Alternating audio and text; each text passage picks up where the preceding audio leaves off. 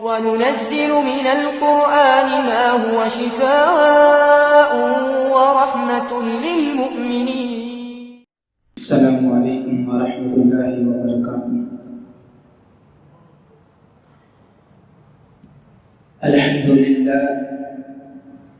الحمد لله وحده نحمده ونستعينه ونستغفره ونعوذ بالله من شرور أنفسنا ومن سيئات أعمالنا. أما بعد فإن أصدق الحديث كتاب الله وخير الهدي هدي محمد صلى الله عليه وسلم وشر الأمور محدثاتها وكل محدثة بدعة وكل بدعة ضلالة وكل ضلالة في النار. أما بعد فإن أصدق الحديث كتاب الله وخير الهدي هدي محمد صلى الله عليه وسلم. اللهم صل على محمد وعلى آل محمد كما صليت على إبراهيم وعلى آل إبراهيم إنك حميد مجيد. اللهم بارك على محمد وعلى آل محمد كما باركت على إبراهيم وعلى آل إبراهيم إنك حميد مجيد. يا أيها الذين آمنوا اتقوا الله حق تقاته ولا تموتن إلا وأنتم مسلمون. يا أيها الذين آمنوا اتقوا الله وقولوا قولا سديدا. قال الله تعالى في القرآن المجيد والفرقان الحميد: كل من عليها فان ويبقى وجه ربك ذو الجلال والإكرام. صدق الله العظيم ونحن على ذلك من الشاهدين والشاکرین والحمد للہ رب العالمین. ہر قسم کی حمد و ثنا، تعریفات، تسبیحات اس اللہ وحدہ لا شریک کی ذات بابرکات کے لیے ہے. ان گنت بے شمار لا تعداد درود و سلام آقائے دو جہاں سید الکونین جناب محمد الرسول اللہ صلی اللہ علیہ وسلم کی ذات اقدس گرامی پر. محترم ساتھیوں، بزرگوں، نوجوانوں، واجب الاحترام گھروں میں تشریف فرما میری روحانی اسلامی ماں اور بہنوں، اللہ وحدہ لا شریک نے قرآن مجید فرقان حمید میں ایک ایسی اٹل حقیقت کو بیان فرمایا ہے کہ جس حقیقت سے ہم اپنا منہ نہیں موڑ سکتے، جس حقیقت کو ہم تسلیم کیے بغیر رہ نہیں سکتے. وہ حقیقت کل من علیہا فان وَيَبْقَى وَجْهُ رَبِّكَ ذِي الْجَلَالِ وَالْإِكْرَامِ کہ یہ دنیا فنا ہونے والی، تباہ و برباد ہونے والی ہے.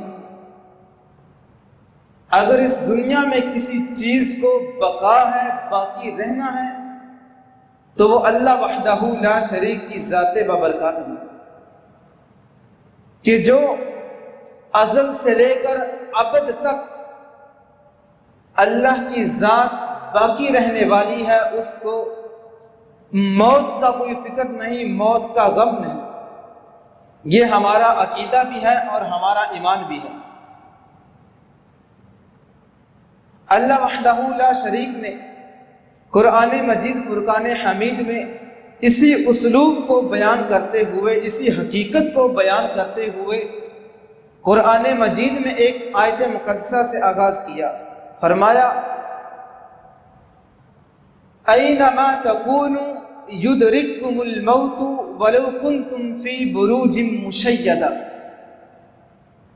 کہ کائنات کے لوگوں تم جہاں کہیں بھی چلے جاؤ، جہاں تمہیں پناہ ملتی ہے لے لو، جہاں تمہیں ٹھان ملتی ہے لے لو، لیکن موت ایسی اٹل حقیقت ہے کہ تم فی بروج مشیدہ، بڑے بڑے قلعوں کے اندر، بڑی بڑی عمارتوں کے اندر بھی اگر تم بیٹھے رہو اور اگر موت کا وقت اور ٹائم آ گیا تو اس کو کوئی حقیقت کو کوئی ٹال نہیں سکتا۔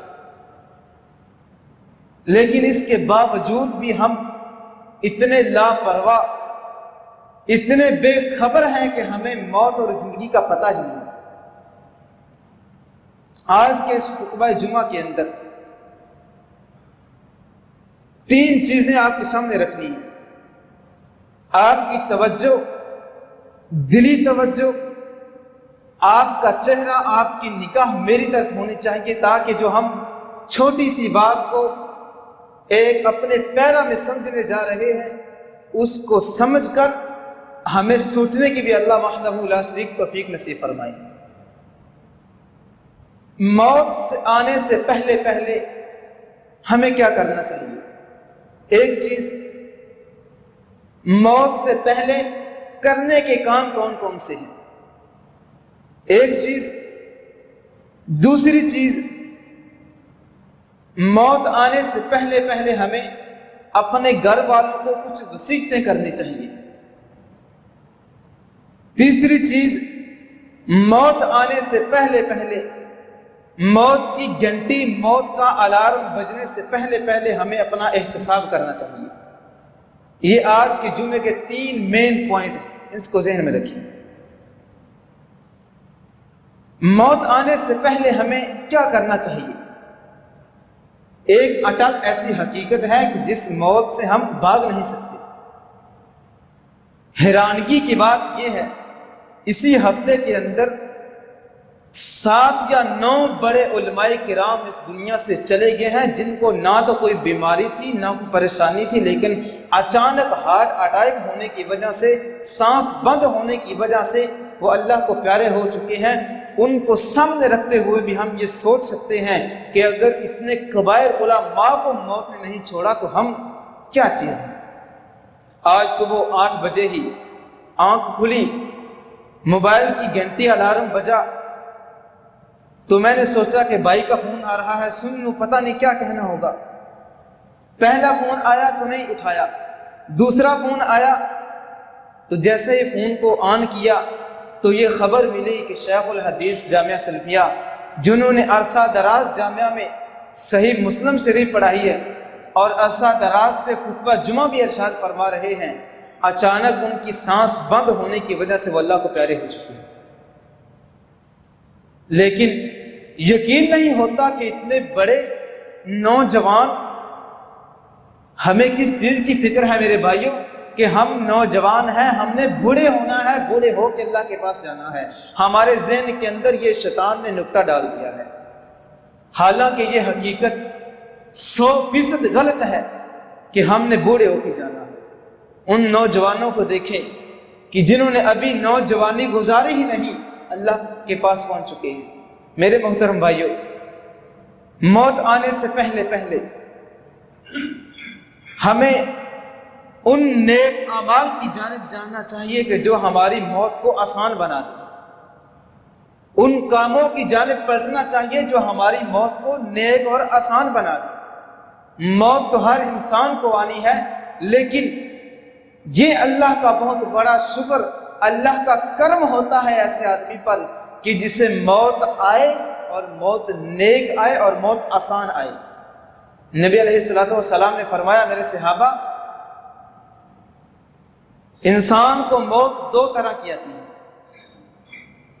جب مومن آدمی کو موت آتی ہے تو آسمان سے 2 فرشتے اس کے پاس آتے ہیں، اس کی روح اقدس کو، اس کی پیاری روح کو ایک ریشمی لباس میں لپیٹ کر آسمان کی جانب لے جاتے ہیں۔ لیکن جب ایک کافر منافق آدمی اللہ کا نافرمان پوری زندگی اللہ کی نافرمانیاں کی ہوتی ہیں، ایسے آدمی کو جب موت آتی ہے تو اللہ اکبر، حبیب علیہ الصلوۃ والسلام نے فرمایا کہ میرے صحابہ جیسے ایک نرم کپڑے کو کسی ایسی جگہ کے اوپر رکھا جائے، کسی ایسے درخت کے اوپر جس کے بہت ساری کینکریاں جس کے ساتھ لگی ہوں، اس کپڑے کو کھینچا جائے، ایسے فرشتے ایسے آدمی کی موت لیتے ہیں، ایسے جان روح قبض کرتے ہیں۔ اس وجہ سے میرے بھائیوں، موت آنے سے پہلے پہلے اللہ وحدہ لا شریک سے یہ دعا کرنی چاہیے کہ اللہ موت ضرور دینا، لیکن نیک دینا اور اچھی موت دینا۔ موت آنے سے پہلے اپنے اعمال کی درستگی کیجیے، اپنے اعمال کو پرکھیے کہ ہم کس اسٹیج کے اوپر کھڑے ہیں۔ آج اگر اللہ کا بلاوا آ جائے موت کا، تو کیا ہم اس قابل ہیں کہ اللہ کے سامنے اس چہرے کو لے کر کھڑے ہو سکیں؟ آپ میں سے والدین بھی موجود ہیں، بوڑھے والدین بھی موجود ہیں۔ کبھی یہ سوچا ہے آپ نے کہ ہماری اولادیں ہمارے جانے کے بعد ہم نے کیسی تربیت کر دی ہے اولادیں کی؟ اپنی اولادوں کی ایسی تربیت کر دی ہے کہ میرے جانے کے بعد وہ دستے شفقت اٹھا کر میرے لیے ہاتھ اٹھا کے دعا بھی کر سکیں؟ اگر تربیت ایسی اپنی اولاد کی کر دی ہے تو اللہ کا شکریہ ادا کریں۔ اگر ایسی تربیت آپ نے اپنی اولاد کی ابھی تک نہیں کی تو میرے محترم بھائیوں، آج سے اپنی اولاد کی یہ تربیت شروع کر دیں کہ موت کا پتہ نہیں، نیک موت آئے، اور اپنی اولاد کی تربیت ایسی کریں کہ تمہارے جانے کے بعد بھی تمہیں نیکی کا سبب بنے، نہ کہ برائی کا سبب بنے۔ آقا علیہ الصلوۃ والسلام نے فرمایا کہ جب ایک انسان اس دنیا سے چلا جاتا ہے، موت آ جاتی ہے، روح آسمان میں پہنچ جاتی ہے، اس وقت انسان کو کوئی کسی قسم کی نیکی اس کی اللہ وحدہ لا شریک کے پاس پہنچتی نہیں، مگر 3 قسم کے ایسے اعمال ہیں جو اللہ وحدہ لا شریک کے پاس پہنچتے ہیں مرنے کے بعد بھی۔ مرنے کے بعد بھی ایسے اعمال جو اللہ کے ہاں پہنچتے رہتے ہیں، اجر و ثواب ملتا رہتا ہے۔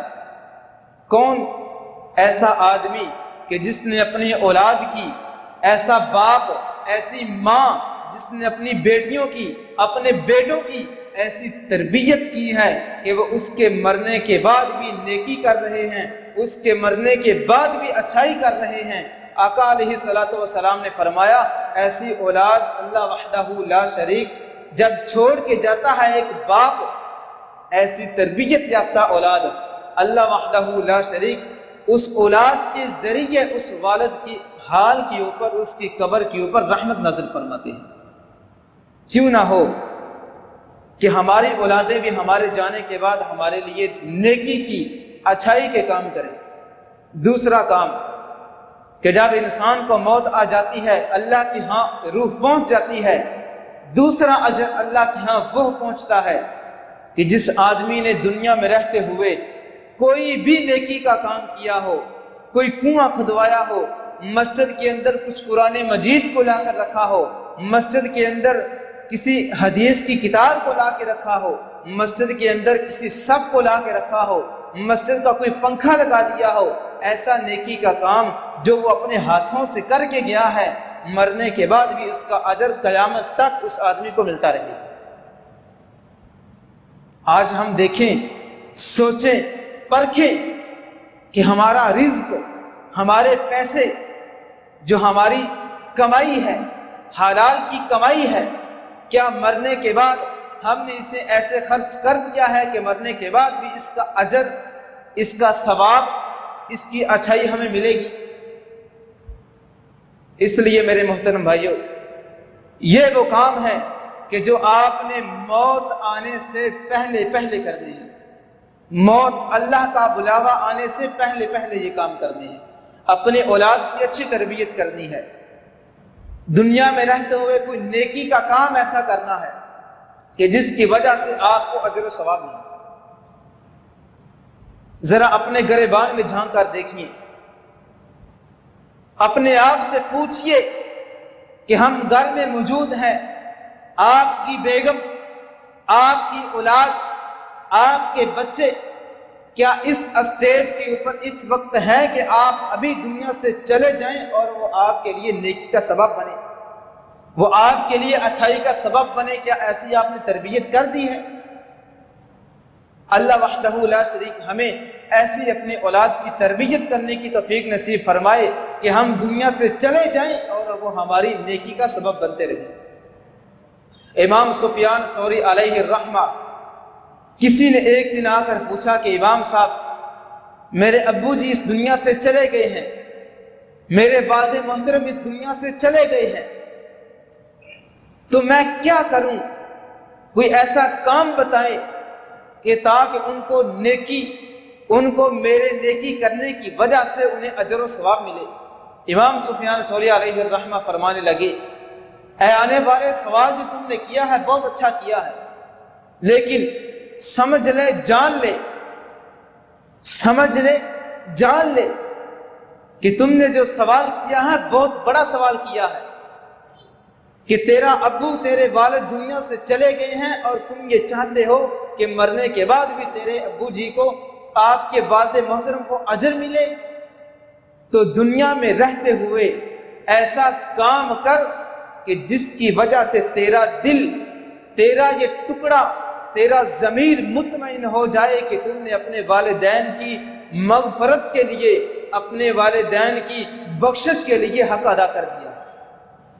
آج ہم سوچیں، اگر ہم میں سے کسی کے والد محترم دنیا سے چلے گئے تو ہم سوچیں کیا ہم نے یہ حق ادا کر دیا ہے کہ والدین کے لیے ہم نے اتنی دعائیں کر دی ہیں؟ ہمارا دل، ہمارا ذہن، ہمارا ضمیر مطمئن ہے کہ اللہ وحدہ لا شریک نے ہمارے والد محترم کو بخش دیا ہے؟ اگر ہمارا دل مطمئن ہے تو اللہ کا شکریہ ادا کریں، اگر ہمارا دل مطمئن نہیں تو اللہ کے سامنے گڑ گڑائیے، اللہ کے سامنے اپنے گھر والوں کے لیے دعائیں کیجئے کہ اللہ وحدہ لا شریک ہمارے گھروں کے اوپر رحم فرمائے۔ موت آنے کے بعد، موت آنے سے پہلے دوسرا کام کیا کرنا ہے؟ اپنے گھر والوں کو وصیت کرنی ہے، اپنے گھر والوں کو وصیت کرنی ہے۔ کس چیز کی وصیت کرنی ہے؟ کہ میرے گھر والوں اپنے بیٹوں کو وصیت کریں، اپنی بیگم کو وصیت کریں، آپ کی بیگم آپ کو وصیت کرے، آپ اپنی بیگم کو وصیت کریں کہ اللہ والیے، اگر میں تیری زندگی میں فوت ہو جاؤں، میں دنیا سے چلا جاؤں، تو میرے جانے کے بعد میری اولاد کو، میرے رزق کو ایسی جگہ خرچ کرنا کہ جس کا اجر مجھے دنیا کے جانے کے بعد بھی ملے۔ یہ اپنے گھر والوں کو وصیت کرے۔ موت، میں نے پہلے بھی بتایا کہ ایک اٹل فیصلہ ہے، اٹل حقیقت ہے، اس کا کسی آدمی کو پتہ نہیں۔ اگر پتہ ہوتا تو آج سے 4-5 دن پہلے جو علم کے سمندر اٹھ گئے ہیں، جو علم اٹھ گیا ہے، جو علماء چلے گئے ہیں، تو آج سے پہلے ہم بھی ان سے کچھ سیکھ لیتے کہ بھائی اس ہمارے مولانا صاحب نے کل دنیا سے چلا جانا ہے، تو ہم کچھ سیکھ لیتے۔ حالانکہ ایسا ممکن نہیں۔ اس لیے اپنے گھر والوں کو، آپ چھوٹے ہیں، نوجوان ہیں یا آپ بوڑھے ہیں، اپنے گھر والوں کو وصیت کیجئے کہ میرے مرنے کے بعد، میرے چلے جانے کے بعد میری اولاد کو، میرے رزق کو، میرے مال کو ایسی جگہ خرچ کرنا کہ اللہ وحدہ لا شریک اس خرچ کرنے کی وجہ سے میرے آخرت کے جو مراحل ہیں انہیں آسان کر دے۔ دوسری وصیت آپ نے کیا کرنی ہے؟ اپنے گھر والوں کو یہ بھی وصیت کر کے جانی ہے، اور اس وصیت کا اللہ وحدہ لا شریک نے تمہیں حکم دیا ہے۔ جس طرح نماز پڑھنے کا ہمیں حکم دیا گیا ہے، روزہ رکھنے کا حکم دیا گیا ہے، جمعہ پڑھنے کا حکم دیا گیا ہے، دیگر عبادتیں کرنے کا جس طرح ہمیں حکم دیا گیا ہے، اس طرح ایک مرنے والے کو مرنے سے پہلے وصیت کرنے کا حکم بھی دیا گیا ہے کہ مرنے سے پہلے اپنے گھر والوں کو یہ کہنا، یہ وصیت کرنا کہ میرے اوپر جو قرض ہے، میری اوپر جو ذمہ داریاں ہیں، ان ذمہ داریوں کو تم نے نبھانا ہے۔ کیونکہ آقا علیہ الصلوۃ والسلام نے فرمایا کہ جب ایک شہید اللہ کے راستے میں جہاد کرتا کرتا شہید ہو جاتا ہے، اور شہید کا ایک قطرہ زمین سے گرنے سے پہلے پہلے اللہ اسے معاف بھی فرما دیتے ہیں۔ اتنا بڑا اجر ہے شہید کا۔ لیکن قرض ایسی چیز ہے کہ جو اللہ وحدہ لا شریک شہید کو بھی نہیں معاف فرماتے۔ اس لیے مرنے سے پہلے پہلے گھر والوں کو وصیت کریں کہ اگر آپ کے ذمے کوئی قرض ہے تو اس قرض کو ادا کیجیے، اس قرض کو ادا کیجیے، اپنے گھر والوں کو یہ وصیت کر کے جائیے۔ تیسری وصیت آپ نے کیا کرنی ہے؟ اپنے گھر والوں کو یہ وصیت کیجیے، اگر میں دنیا سے چلا جاؤں تو میرا جنازہ ایسے آدمی سے پڑھوانا، ایسے امام سے پڑھوانا، ایسے امام کو مصلی کے اوپر کھڑا کرنا کہ جس کو دعائیں سبھی آتی ہیں، ایسے آدمی کو، ایسے امام کو، ایسے عالم کو مصلی کے اوپر کھڑا کرنا جسے دعائیں ساری آتی ہوں، اور وہ خلوص دل سے آپ کے لیے، مرنے والے کے لیے خلوص دل سے دعائیں کرے۔ اللہ کی قسم اٹھا کر کہتا ہوں، میں میرے رسول کے اوپر کھڑا ہوں، اگر یہ 3 وصیتیں آپ نے دنیا میں رہتے ہوئے کر دی تو آپ سمجھ لیں کہ اللہ وحدہ لا شریک نے آپ کو ایمان کی حالت میں موت دی ہے، آپ کو ایمان کی حالت میں موت دی ہے اگر یہ وصیتیں آپ نے اپنے گھر والوں کو مرنے سے پہلے پہلے کر دی۔ یہ جو میں نے آخری بات آپ کے سامنے رکھی ہے کہ گھر والوں کو یہ وصیت کرنا کہ میرا جنازہ ایسا آدمی پڑھائے، ایسا عالم پڑھائے کہ جسے دعائیں ساری آتی ہوں۔ آج مردوں کے ساتھ یہ بہت بڑا ظلم کیا جاتا ہے۔ ان گناہ گار آنکھوں نے دیکھا ہے، آپ کے سٹی فیصل آباد کے اندر 26 سینکڑ کے جنازے ہوئے ہیں، 30 سینکڑ کے جنازے ہوئے ہیں، نہ زمین پھٹی نہ آسمان لرزا۔ اتنا بڑا ظلم ہے اس مردے کے ساتھ، اس جانے والے کے ساتھ، آپ کے باپ کے ساتھ، میرے بھائی کے ساتھ، میرے ہم برادر کے ساتھ اتنا بڑا ظلم ہے کہ میں بیان نہیں کر سکتا۔ آقا علیہ الصلوۃ والسلام سیدنا کعب بن عجرہ بیان فرماتے ہیں کہ نبی علیہ الصلوۃ والسلام نے سیدنا عمر بن عاص کا جنازہ پڑھایا، اتنا لمبا جنازہ پڑھایا، اتنی دعائیں کی کہ آقا علیہ الصلوۃ والسلام کی داڑھی مبارک آنسوؤں سے تر ہو گئی، اور سبھی صحابہ یہ خواہش کرنے لگے کاش کہ یہ جنازہ میرا ہوتا۔ کیوں؟ کیونکہ آقا علیہ الصلوۃ والسلام نے اتنی لمبی دعائیں کی تھی، آقا علیہ الصلوۃ والسلام نے اتنی تہ دل سے دعائیں کی تھی، آقا علیہ الصلوۃ والسلام نے اتنی پیاری دعائیں کی تھی کہ صحابہ کرام خواہش کرنے لگے کاش کہ یہ جنازہ میرا ہوتا۔ اس لیے میرے بھائیوں، یہ مردوں کے ساتھ ظلم ہوتا ہے کہ آخرت میں جاتے وقت بھی ان کا ایک حق ہے جنازہ پڑھانا، وہ بھی بعض لوگ اسے حق ادا نہیں دیتے۔ اس لیے اپنے گھر والوں کو یہ وصیت لازمی کیجئے، موت کا پتہ نہیں، موت آنے سے پہلے پہلے یہ وصیت کیجئے کہ میرا جنازہ ایسا آدمی پڑھائے کہ جسے ساری دعائیں آتی ہوں، اور وہ خلوص دل سے جنازہ پڑھائے، خلوص دل سے میت کے لیے دعائیں کرے۔ اس کے بعد 5ویں اور آخری وصیت، مرنے سے پہلے پہلے اپنے گھر والوں کو، اپنے محلے والوں سے معافی اور تلافی کا معاملہ صاف کر دیجیے۔ یہ کیسے ممکن ہے؟ یہ کیسے ممکن ہے کہ ایک آدمی روزانہ کی بنیاد پہ ہر دروازے پہ جا کر کھٹکھٹائے کہ بھائی میں نے آپ سے کچھ معاملہ اوپر نیچے کیا ہو تو مجھے معاف فرما دینا؟ ایسا ممکن نہیں۔ لیکن آپ اپنے محلے کے اندر، اپنے گھر کے اندر، سوسائٹی میں رہتے ہوئے ایسے کام کریں، اپنا ایسا کردار ادا کریں کہ آپ دنیا سے چلے بھی جائیں، آپ رخصت بھی ہو جائیں، آپ کی ڈیتھ ہو بھی جائے، محلے کے لوگوں کی زبانوں کے اوپر یہ الفاظ ہوں کہ یار وہ ایک شخص کیا بچڑا ہے ہم سے کہ سارا وطن، سارا محلہ ویران ہو گیا۔ آقا علیہ الصلوۃ والسلام ایک دن تشریف فرما تھے، بیٹھے ہوئے تھے، 2 جنازے گزرے۔ پہلا جنازہ گزرا تو جنازے کو جو پیچھے چلنے والے لوگ تھے وہ یہ تبصرہ کر رہے تھے، یہ کہہ رہے تھے کہ یار بہت برا آدمی ہے، بہت زندی قسم کا آدمی ہے، اہل محلہ کو بہت تنگ کرتا تھا، گھر والے بھی تنگ تھے، اہل محلہ بھی تنگ تھے، مسجد کے لوگ بھی تنگ تھے۔ یہ کون کہہ رہے تھے؟ جو جنازے کے پیچھے چل رہے تھے، جو دفنانے کے لیے جا رہے تھے، یہ ان کی زبان سے الفاظ نکل رہے تھے۔ آقا علیہ الصلوۃ والسلام نے یہ الفاظ سن کے فرمایا میرے صحابہ یہ آدمی پکا جہنمی ہے۔ کیوں فرمایا؟ کہ اس کے جو پیچھے چلنے والے تبصرہ کرنے والے لوگ تھے، ان کی زبانیں اس بات کی گواہی دے رہی تھی کہ یہ آدمی برا تھا، اس آدمی صحیح نہیں تھا۔ تھوڑی دیر کے بعد دوسرا جنازہ گزرا۔ آقا علیہ الصلوۃ والسلام نے فرمایا میرے صحابہ یہ آدمی جنتی ہے، یہ جنازہ جنتی ہے، یہ جو آدمی جا رہا ہے اللہ نے اسے جنت کا مہمان بنا دیا ہے۔ صحابہ کرام نے پوچھا یا رسول اللہ ایسا کیوں ہے؟ یہ جنتی آدمی کیسے ہو گیا؟ آقا علیہ الصلوۃ والسلام نے فرمایا میرے صحابہ اس کے پیچھے چلنے والے، اس کو دفنانے والے، اس کو دفن کرنے والے، اس کو غسل دینے والے، اس کے جنازے کے پیچھے چلنے والے یہ کہہ رہے ہیں کہ یہ آدمی بہت اچھا تھا، یہ گواہی دے رہے ہیں کہ اس کی زبان سے ہم تنگ نہیں تھے، یہ گواہی دے رہے ہیں کہ یار اس کا کردار بہت اچھا تھا۔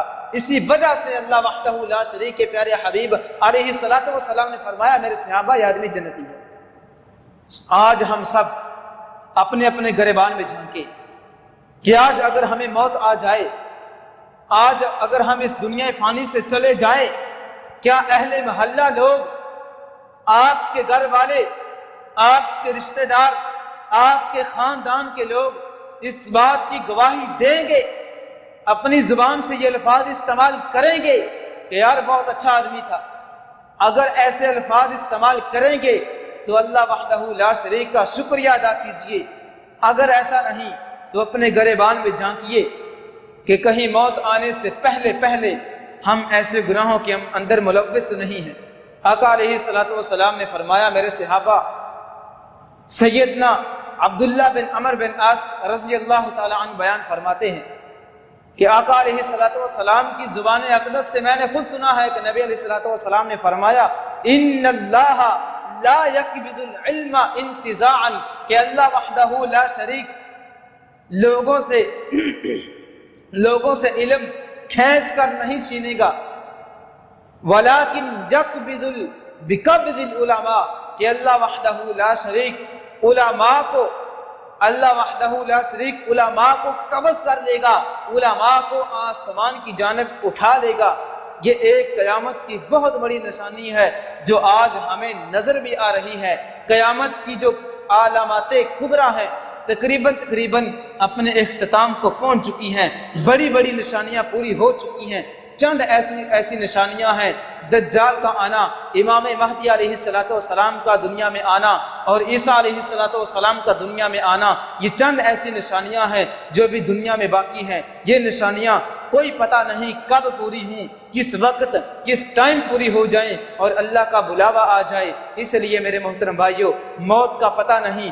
آج کا خطبہ میں نے اسی وجہ سے موت کی حقیقت اور موت سے پہلے کرنے کے کام اس وجہ سے آپ کے سامنے رکھے کہ میرے سامنے وہ لمبی فہرست علماء کی ابھی بھی میری آنکھوں کے سامنے ہے، ابھی بھی ہمارا دل غم زد ہے، ابھی بھی ہمارے دل کے اندر وہ آنسو جاری ہیں کہ جو ہمیں ایک ہفتے کے اندر صدمہ پہنچا ہے۔ خدا کی قسم یہ جو علماء اللہ کے پاس پہنچ چکے ہیں، رہتی دنیا تک ان کا ثانی دنیا میں نہیں آ سکتا۔ اس لیے علماء کا فوت ہو جانا، علم کا اٹھ جانا، یہ بھی آیت الساعہ ہے، قیامت کی نشانیاں ہیں۔ اس لیے کمر بستہ ہو جائیے اور موت سے آنے سے پہلے اپنے اعمال کو درست کیجئے۔ جو میں نے آپ کو وصیتیں عرض کی ہیں، یہ وصیتیں جاتے ہی اپنے گھر والوں کو لکھ کے دے دے، کوئی حرج نہیں ہے میرے بھائیوں۔ یہ لوگوں کا نظریہ بنا ہے کہ بھائی ابھی زندہ ہیں، کیا فائدہ ہے یہ کام کرنے کا؟ اللہ کے بندوں زندہ ہیں، کب تک زندہ ہیں کس کو پتا ہے؟ اس لیے جاتے ہی یہ وصیتیں گھر کے اندر لکھ کے دے دیں، اپنے گھر والوں کو کہہ دیں، اپنے گھر والوں کو حکم کر دیں کہ یہ میری وصیتیں ہیں، ان وصیتوں کو پورا کر دیں۔ اگر آپ نے مرنے سے پہلے یہ کام کر لیے تو اللہ وحدہ لا شریک ضرور ہمیں جنت کا مہمان بنائے گا۔ مالک کائنات سے دعا ہے جو ہم نے سنا ہے، جو سنایا ہے، ہم سب کو عمل کرنے کی توفیق نصیب فرمائے اور ہمیں موت کی تیاری کرنے کی اور جو ذکر کردہ وصیتیں ہیں ان کے اوپر عمل کرنے کی توفیق نصیب فرمائے۔